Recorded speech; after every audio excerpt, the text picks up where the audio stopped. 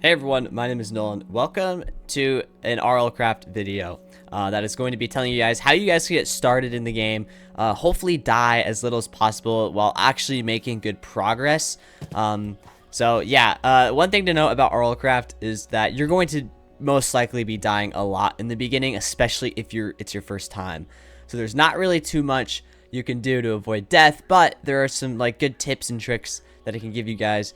That's what I'm going to be doing in this video, a full-on guide that will get you at least into the middle stages of the game where you're actually almost unkillable, but not entirely. So additionally, this is going to be a different video than what I normally do on my channel. However, I'm going to make a playlist that will be full of Rlcraft guides, because I feel like a lot of guides are kind of maybe outdated.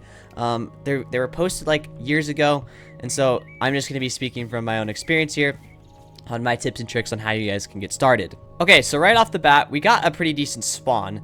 Nothing too bad. The first thing you want to be doing is getting flint. Flint is how you are gonna be starting this game. If you guys spawn in a village, then you can pretty much skip a lot of these beginning steps. Holy cow!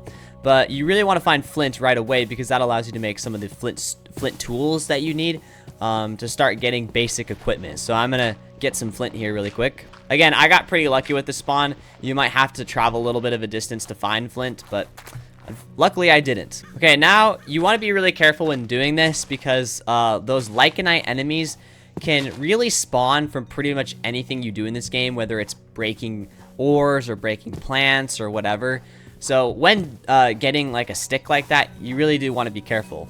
By the way, nymphs are really good. You're gonna kind of want to hang around them, or if you find them, just hang around them, because they give you regeneration, natural healing. Your body doesn't naturally regenerate in this game. I forgot about this part. Your body doesn't naturally regenerate in this game. You have to get band-aids or use nymphs to regenerate. Once you get your flint, find a piece of cobblestone like this and right-click it, and it will break into flint shards. You're going to pick those back up, and you're going to make a flint knife like this. And you're going to use this flint knife to break plants, and then you're going to pick up these plant fibers. Again, I should probably be a little bit away from the plants that I'm breaking, because, yeah, they can spawn enemies, and those enemies can be quite deadly. They probably won't kill me, especially if I just run away, but they'll do some unwanted damage. So, okay, I got 24 plant fiber. I think that's going to be enough. I got to get another stick here. Okay, I got my stick. So now what you want to do is you want to turn these plant fibers into strings. These strings just function like regular in-game strings. So yeah, you can make a lot of stuff from that.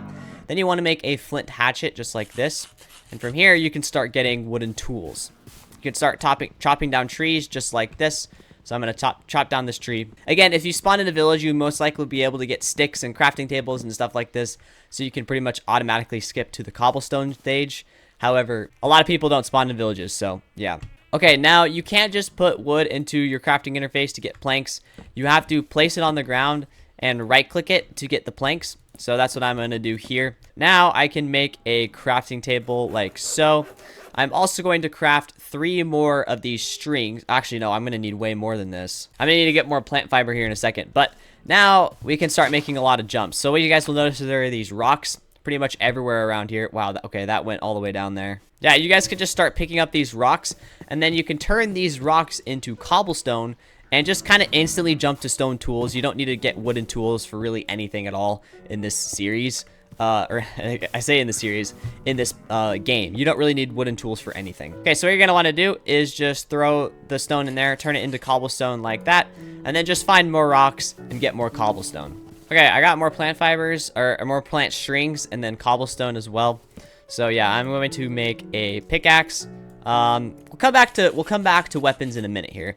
But now you really want to make a bed, and you want to make this kind of as soon as possible. Sleeping will restore 50% of life lost when you sleep, and you'll also be able to skip the night. Both of those are really important, because the night is really hard at the beginning. So yeah, you kind of want to avoid it at all costs. And then also, like I said, you don't naturally regen, so being able to sleep and restore your health is very good. Keep an eye out for these structures like these that have iron ore in them. Those are gonna be pretty good. In fact, I'm probably gonna just mine this really quick. Oh wait, I need to get XP. I can't use I can't break iron ore until I get enough XP. I can break coal. Okay, that's good.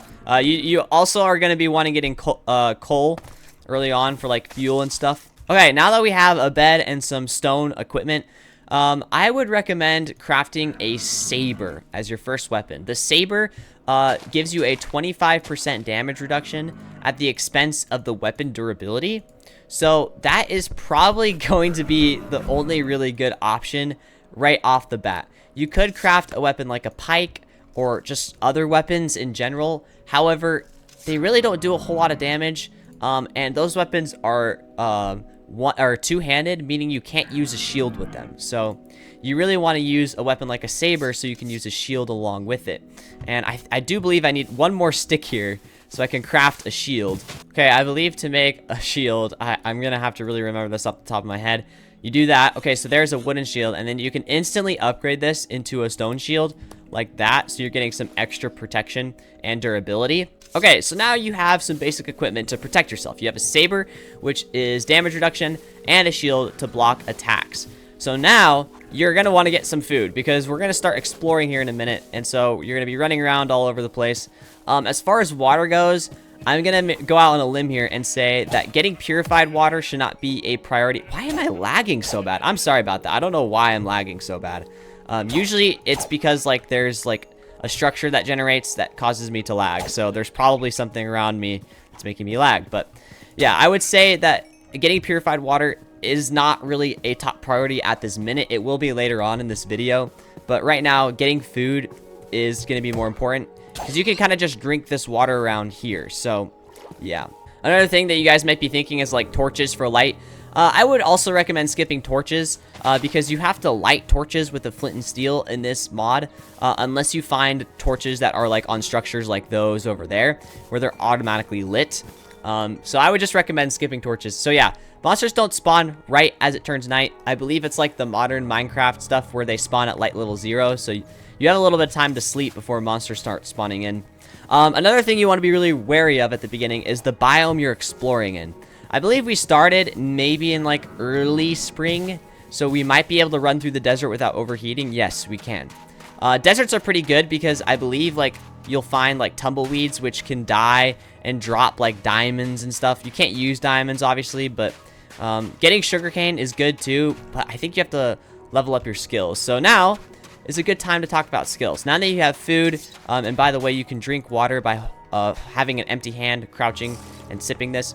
You get thirsty, but we'll get into how to get purified water in a minute.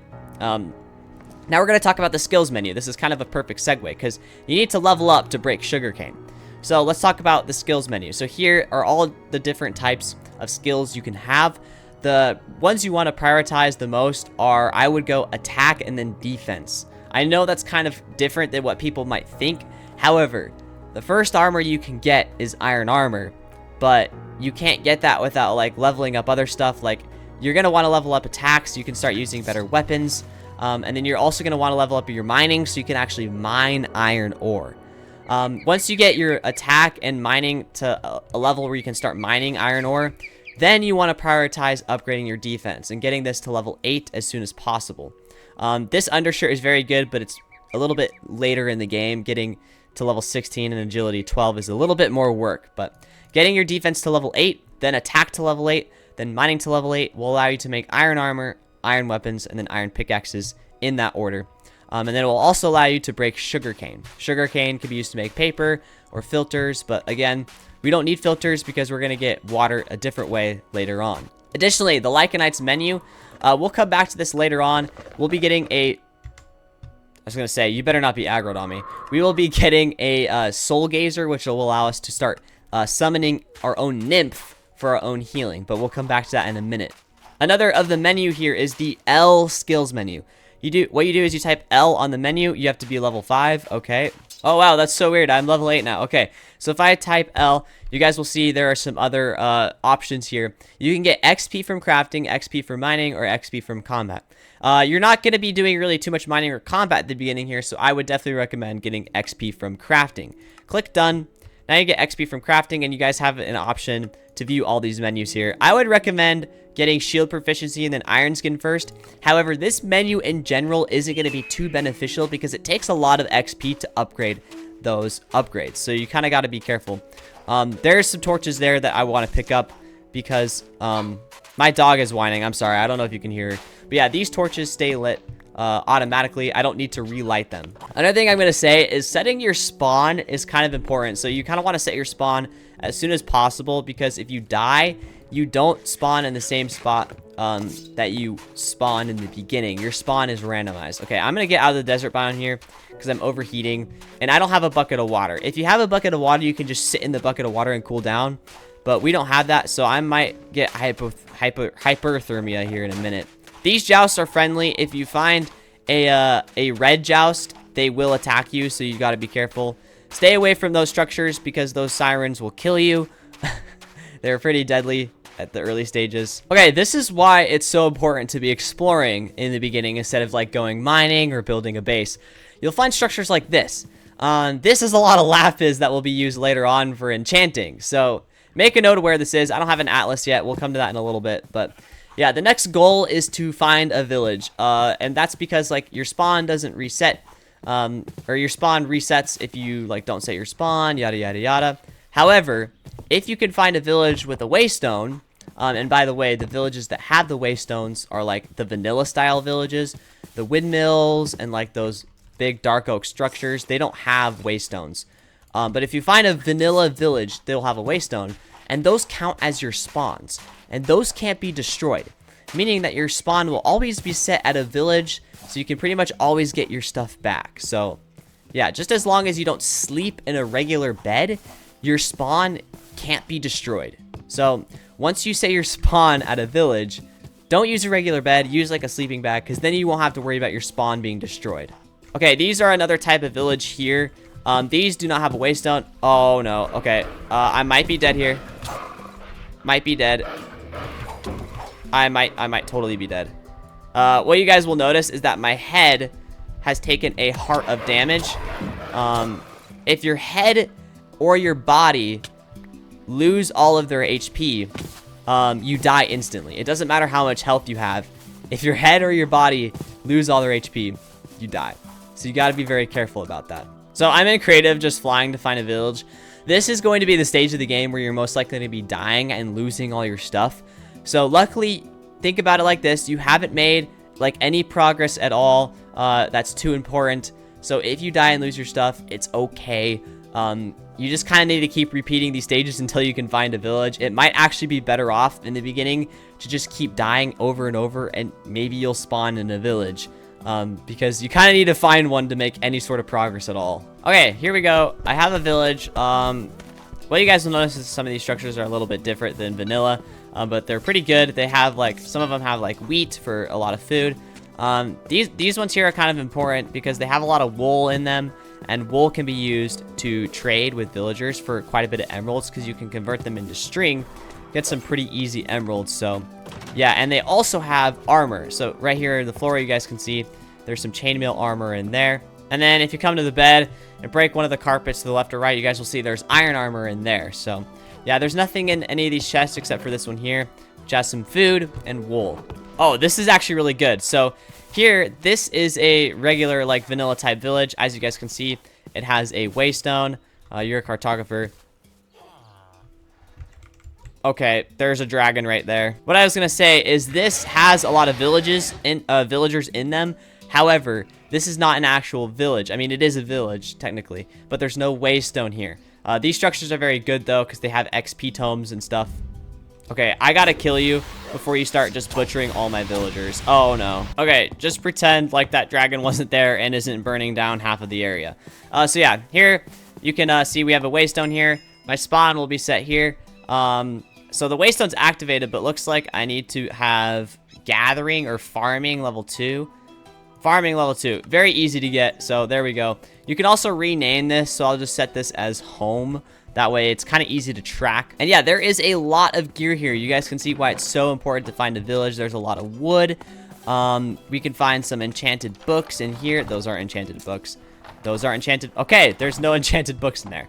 There's sugarcane in there, so we can make paper filters. Here's the thing, though. I would actually recommend setting up a base somewhat underground or inside of a mountain. Building it underground or inside of a mountain seems to protect it a little bit from the weather. You have to go somewhat substantially underground or inside a mountain in order to get those. Wow, that's a really good chest. Okay, normally you won't find a chest that good, but wow, okay. But yeah, weather is very dangerous, especially in the winter. So building it underground offers somewhat of a heat protection of some kind. So yeah, I wouldn't recommend setting up in one of these houses. I would recommend building underground your own base. Okay, well, now that we're here and now that we have a good amount of food, you're gonna want to go get some iron, whether that's for tools or armor or whatever. I wouldn't recommend making tools or armor yet. I would first recommend making a cauldron.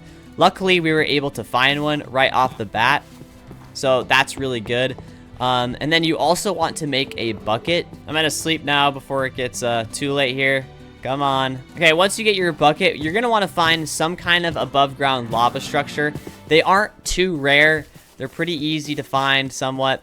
Your village might even have a blacksmith and you'll have lava there, which is pretty good. But I'm gonna quickly find something that has lava. That's gonna be needed for the lava purifying station. Okay, yeah, this didn't take too long to find. Literally my village is like right there. You can actually see one of the yeah, there they go. There you go. Okay, let me go back to my village and we'll set up my water purifying station. Of course, there are other ways to get purified water, like charcoal filters and whatnot. But this is just the way that I chose. Okay, so now you're going to set up your water purifying station like this. Place some lava in the ground. Place a cauldron on top. Now we need to get a bucket of water. And then we'll place the bucket of water in there. Once it's bubbling like this, it's purified and you can drink out of it. If it doesn't bubble, just break this block here and it should start bubbling. Now, if I try to drink out of this, I take damage. It's purified, but I take damage. So what you can do is you can go get some sand from like a beach nearby or whatever, from a desert, smelt that into some bottles, and then use the bottles on the cauldron, and you have purified water bottles, just like that. All right, now that you have somewhat of a base setup, some food, some purified waters, it's time to start getting some iron gear. You can get iron ore from just exploring, which is what I would recommend you do, especially structures like this. They usually have like a lot of loot in them. This one, unfortunately, is burning down, so it's kind of hard to showcase this, but what can you do? I changed fire spread to false, so hopefully that kind of stops spreading around everywhere. You know what? If you guys happen to find a structure like this, I'll show you where the XP tomes are. Because finding an XP tome early on is going to be vital.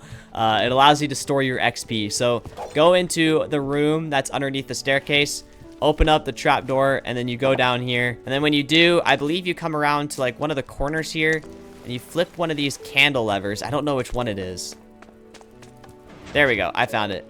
And then one of these bookshelves, or two of them, will have an XP tome in them. There you go. There's an XP tome. Additionally, these barrels might have redstone. We'll take a redstone because we're going to need that. And then some iron ore as well. All right, so now let's just say you've gotten all your iron now. Here's the part where it might be kind of controversial here.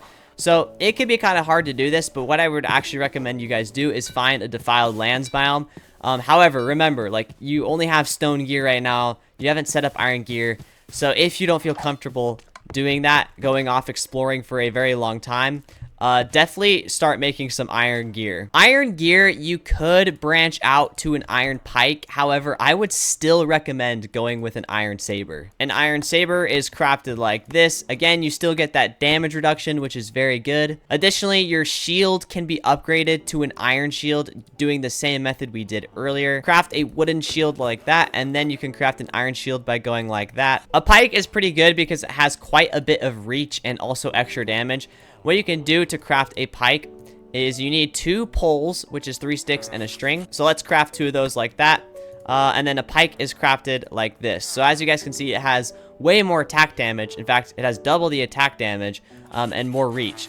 Again, the only downside is its damage is significantly reduced if you have 2 items in your hand. So basically, you have to either go saber or nothing in your offhand and a pike. However, I personally would still go with the saber, but if you feel like you're good enough, then go for that pike as well. Okay, now that you have some iron gear, it's a little bit safer to go mining, so I would recommend going to go mining for a lot of coal and even a little bit of redstone. You don't really need to focus on diamonds at this point, because just from personal experience, it's easier to go exploring for diamonds than it is to go mining for diamonds. Mining can be quite dangerous.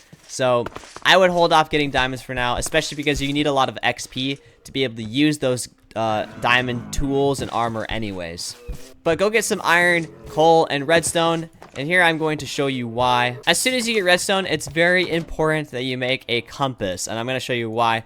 Making a compass not only allows you to see coordinates and what biome you're in, but it can be used to make something called an atlas. You will need to kill a few chickens and some squids in order to get an ink sac and a feather. But then you craft a book and a quill and a compass, and you get an empty atlas. So what you can do then is you right click wherever you are, and it will start creating this very, very advanced map. You can create markers on it, so you can add something like, I don't know, here is my home base. I like putting waystones because that's what I've done here. I placed a waystone. So there we go. And then you can start finding important structures like this, marking them on your map. So having an atlas is very good. But you kind of want to make 2 atlases. If you make 2 atlases, what you can do is combine them, and now you have 2 of the same atlas, and these automatically update. So you can store one in here, go off and explore, and if you die, wherever you died, all that information will be stored on here, so you should be able to somewhat easily find your stuff again. Okay, now that you have your atlas, the next step is to go off and explore, find a ton of loot and structures. You're gonna be looking for something called the Defiled Lands biome. Okay, this is kind of a crappy one because I'm in like the dead of snow. So I'm gonna start freezing here in a second. But once you guys find a defiled biome, it's going to be purple. This is of course white, but you guys can see there's like purple textures here. There's also like a ton of these roots sticking up. You guys want to break a lot of these mushrooms. They're gonna be pretty important, so just break them. Once you find them, you can head back home, or you can do the next step right here. You're going to want to turn whatever iron you have into iron blocks. I got 5 right there. You're going to place them down like this, and you're going to turn your defiled mushrooms, or whatever those are called, into defilement powder. Then you can right click these blocks and turn them into umbrium armor. I really messed up my speech there, but you get the point. I don't know why I make YouTube videos when it's so hard for me to freaking talk, bro. Okay, next you can turn these umbrium blocks into umbrium ingots and make umbrium armor. The reason why I suggest using umbrium armor over iron armor is because umbrium armor gives you a pretty good set bonus. If I throw on all my umbrium armor, I get strength and immunization.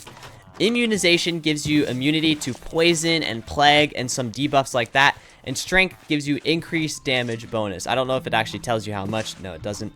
And you get an extra, I think you get an extra jump height. I could be wrong. I think you can jump like a block and a half now, I believe. Let me just see here. Can I jump a block and a half? No, okay, I guess not. But you get strength and immunization, which is really good for battle towers. And battle towers are going to be the next important step. And then from there, you pretty much are on your own. Now, a pike, I would say, is a little bit more usable because now you have a little bit more protection when you have that immunization. So yeah, a pike would probably be a little bit more viable. Okay, so now you want to like keep kind of exploring. You could go do battle towers. However, I recommend waiting just a little bit longer. You want to keep exploring. You want to find a single diamond. You want to find 5 gold, several bones, and an ender pearl. We already found an ender pearl. But you want to craft a soul gazer. Soul gazers are really good, and I'll show you why. Once you craft a soul gazer, you can start using these to research some of these lycanite creatures. Now, in order to spawn them, you have to research enough of them, but researching the nymphs doesn't work. You have to research 2 different types of entities here, and let me see if I can find one of them. One of them should be spawning here in this village, and it's called the Aegis, or Aegis. I don't know how you say it. Okay, I'm actually kind of weirded out. They're supposed to be spawning here in villages, but they're not. They're not spawning in either of these villages, which is weird. Okay, I don't know what took so long, but here they are. So you can research them by either killing them, or you can just right-click them with the Soul Gazer, and you get plus 100 each time. As you guys can see, there's no durability left. However, over time, it automatically restores durability. So this is just a time game. The next creature you want to research is the Jangu. These things are hostile, but they spawn in rivers, lakes, oceans, or whatever. They're not too hard to kill. But yeah, you just want to research these. Oh, I have to wait a moment. But yeah, you right-click them, and you gain knowledge. You want to get both of those to level 1000, and then you can spawn a nymph. What you need the ender pearl for is to make a summoning staff. Once you craft a summoning staff, by the way, I'm in my survival playthrough world where I already have enough research. You can just right-click to spawn in a Jangu, and then you can like use some keybinds to swap these here. You can summon an Aegis as well. And then they merge and form a nymph to provide you regeneration, and pretty dang good regeneration too. If you don't have your keybind set, you can go to summoning and just pick which one of these you want to summon. You put them in your slots up here. Whichever one is in slot 1 is going to be automatically summoned if you don't have keybind. So right now my slot 1 is the Aegis. You can switch it to Jangu, and you can just keep swapping them back and forth if you don't want to set your keybinds. All right, one more thing before you go take on battle towers. You want to get a hopper. That's it. Just get a hopper. Okay, now with your summoning staff, your umbrium armor, your iron weapons, tools, shield, bow, whatever it is, you should definitely be ready to take down a battle tower. Make sure you have a bucket of water or a bucket of lava just in case you start to freeze or overheat. Make sure you have food. And now, let's go take on a battle tower. As you guys can see, I have one marked on my map up here. Also, don't forget your purifying water bottles. You can also transport that water purifying station by just picking up the lava, the cauldron, and the water, so you can bring it with you wherever you go. That's pretty good. Anyways, let's talk about these battle towers. So there are two types of battle towers. There's the ruined battle towers, and there's the regular battle towers. The regular battle towers will be completely above ground like this, or they'll only have one floor above ground. The ruined battle towers are a bit different, and they'll be broken down and yada yada yada. But yeah, so basically, with the umbrium, I just got one shot. Okay, that was pretty unlucky, but basically what I was saying was, with the umbrium armor, you are immune to these cave spiders' poison damage, which is like, wow, I just got super unlucky 2 times. Okay, blight enemies are really deadly. That's something I should have talked about. Blight enemies have a lot of health, move super fast, and are super deadly. But yeah, the umbrium armor makes you immune to the poison damage, which is going to save your life a lot. I was getting really unlucky there. I'm kind of confused too, because umbrium armor offers the same protection as iron armor. So how I got one shot the first time is kind of a mystery to me, honestly. Okay, don't do what I do and come in from the front. Instead, break open a spot in the back so you can start protecting yourself. So what you want to do is place a block here, so there's only one spot there, and then you want to place a block here. So now you're kind of protected, and what you can do is start killing these things. So this is usually what I do, is I sit here. Now zombies can't hurt me. Cave spiders can, but like I said, cave spiders are not a threat at all. Wow, I'm getting really unlucky with these infernal enemies. I just got like the worst possible ones. The ones that one-shot me, the sticky ones, and the blight enemies. Like, I could not have gotten more unlucky. The sticky infernal enemies will steal your weapons, but that's not really too important if you have iron weapons, because iron weapons are really easy to get back. But yeah, now you can just sit here and farm these enemies and get some XP. If you manage to get an XP tome in the beginning, good job. Okay, you got to worry about these guys a little bit, but they're not super annoying. The good news is that these infernals drop enchanted gear and band-aids, so yeah. All right, once you get to the second to the top floor, you guys will know it's the second to the top if the roof is completely solid, because as you work up, the floor will start to break. Do not open these chests. You guys will notice that as you progress up, wow, I am lagging so bad. Oh my gosh. As you progress up, you'll get some really good gear and stuff. And these can kind of be cheesed by just like walking up the side, breaking holes in the wall. However, at the top, you can't really do that because the battle tower golem will aggro. There's no golem. Why is there no golem up here? That's a really good question. There should be a golem up here because this is a legit battle tower. But if you open this chest, the battle tower golem will aggro and basically one-shot you. So you have to be very careful. However, that's when you can bring in the hopper. Get out of my way. Place down the hopper underneath the chest, and you can open the hopper and take the loot out without any worry. And then you can do the same up here. You just have to break these blocks, place down a hopper, and you can start looting these items as well. If you keep doing this with all the battle towers, you will get very good loot very fast, and you'll very easily progress into the middle stages of the game. So there you go. There is your beginner's guide to Rlcraft. When it comes to these battle tower golems, I would recommend just not even worrying about them. They'll kill you very fast if you don't have protection on your armor or whatever.